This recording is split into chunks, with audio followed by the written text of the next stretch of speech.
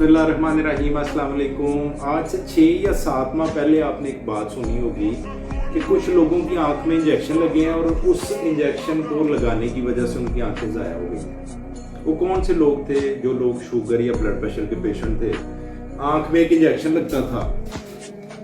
आपको पता है पाकिस्तान में अगर कोई 40-50 साल की उम्र के बाद की अगर मैं बात करूं तो 60-70% लोगों को शुगर या ब्लड प्रेशर का मसला है। तो इस मसले में जब पर्दे पे सोजिश हो जाना या पर्दे पे खून आ जाना या पर्दे पे कोई भी प्रॉब्लम है आंख के, तो एक इंजेक्शन लगता है। मैं नाम नहीं लेता। बाद में वो इंजेक्शन 2 नंबर आना शुरू हो गया। गवर्नमेंट के नोटिस में आया हो, नोटिस में आने के बाद क्या हुआ?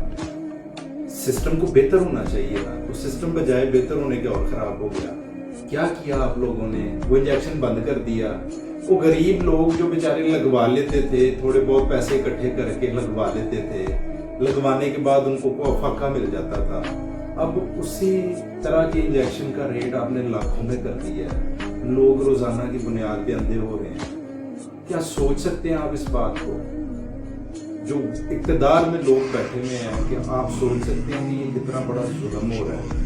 जब किसी चीज में कोई करप्शन देखी जाती है तो बजाय उसको कवर करने के उसको मजीद करप्ट कर दिया जाए। ये कहता है हमारा दीन।